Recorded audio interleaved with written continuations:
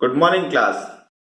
पिछले दिनों हम चिट्ठियों की अनूठी दुनिया के अंतर्गत चिट्ठियों के इतिहास से परिचित हुए थे, जहां चिट्ठी का विभिन्न रूप को देखे थे और साथ ही इसके विलुप्त अर्थात धीरे धीरे मिटते जा रहे स्वरूप को पहचाना था।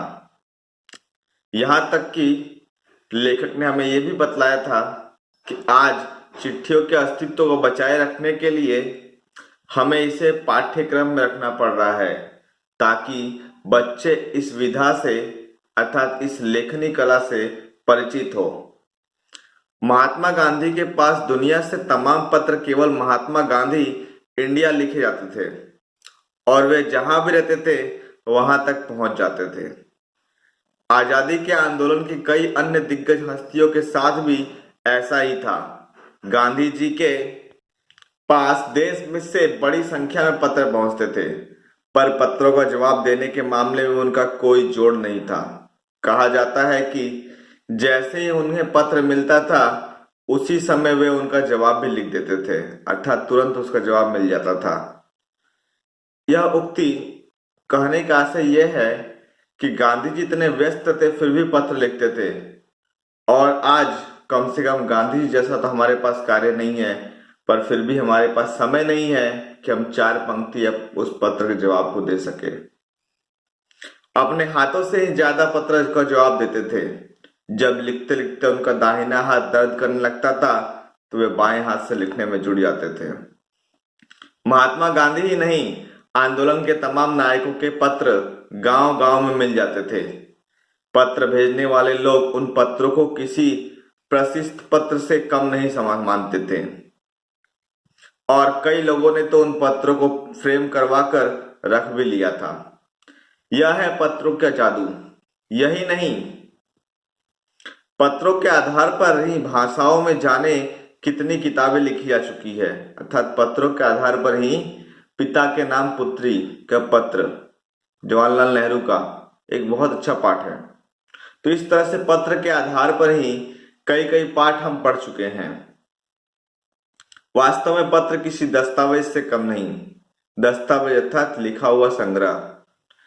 पंत के 200 पत्र, बच्चन के नाम और निराला के पत्र हमको लिखियो है कहाँ, तथा पत्रों के आईने में दयानंद स्वामी समेत कई पुस्तकें आपको मिल जाएंगी। कहा जाता है कि प्रेमचंद खास तौर पर नए लेखकों को बहुत प्रेरक जवाब देते थे, तथा पत्रों का जवाब वे बहुत मुस्तैद रहते थे।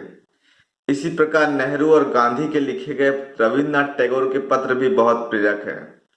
महात्मा गांधी और कवि के नाम से महात्मा गांधी और रविन्द्रनाथ टैगोर के बीच सन 1915 से 41 के बीच पत्रकार का संग्रह प्रकाशित हुआ, जिसमें बहुत से नए तथ्यों और उनकी मनोदशा का लेखा जोखा मिलता है। पत्र व्यवहार की परंपरा भारत में बहुत पुरानी है, पर इसका असली विकास आजादी के बाद ही हुआ। अर्थात पत्र तो हम लिखते थे, परंतु इसका असली विकास हमें आजादी के बाद मिला। क्यों? क्योंकि लोगों ने फिर खुलकर पत्र लिखना शुरू कर दिया। तमाम सरकारी विभागों की तुलना में सबसे ज्यादा गुडविल डाक विभाग का ही है। जितने सरकारी विभाग थे उन सब में सबसे ज्यादा महत्वपूर्ण डाक विभाग को दिया गया, अर्थात पोस्ट ऑफिस को। इसकी एक खास वजह यह भी है कि यह लोगों को जोड़ने का काम करता है, घर घर तक इसकी पहुंच है। संचार के तमाम उन्नत साधनों के बाद भी चिट्ठी पत्री की हैसियत बरकरार है। शहरी इलाकों में आलीशान हवेलियों हो या फिर झोपड़ पट्टियों में रह रहे लोग, दुर्गम जंगलों से घिरे गांव हो या फिर बर्फबारी के बीच जी रहे पहाड़ों के लोग, समुद्र तट पर रह रहे मछुआरे हो या फिर रेगिस्तान की ढांकियों में रह रहे लोग, आज भी खतों का ही सबसे अधिक बेसब्री से इंतजार होता है। एक दो नहीं, करोड़ों लोग खतों और अन्य सेवाओं के लिए रोज भारतीय डाकघरों के दरवाजों तक पहुंचते हैं, और इसकी बहुआयामी भूमिका नजर आ रही है। दूर देहात में लाखों गरीब घरों में चूल्हे मनी ऑर्डर अर्थव्यवस्था से ही चलते हैं, अर्थात उनकी जीवन रोटी इस मनी ऑर्डर वगैरह से ही चलता है।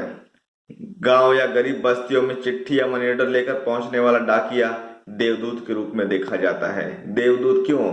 क्योंकि डाकिया जब घर पे मनी ऑर्डर लेकर आता है अर्थात पैसे लेकर आता है, तभी उनके घरों की रोजी रोटी चलती है। बच्चे बूढ़े उनके शहर में काम करते हैं और वो मनी ऑर्डर द्वारा पैसा भेजते हैं गांव में, जिस पैसे से उनके परिवार वालों का भरण पोषण होता है।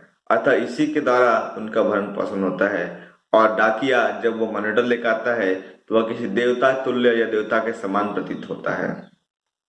बच्चे, इस पाठ से हमें इस विधा को बचाए रखने के लिए प्रेरणा मिलती है कि यह विधा जो धीरे धीरे विलुप्त होता जा रहा है, हमारे पाठ्यक्रम में समाता जा रहा है। हमें चाहिए कि हम इस पुरानी विधा को बचाए रखें और अपनी लेखनी के द्वारा इसे उज्जवल बनाए रखें। धन्यवाद। इसी के साथ हमारा ये पाठ समाप्त होता है और अगले दिन इसका हम प्रश्नोत्तर करेंगे। धन्यवाद।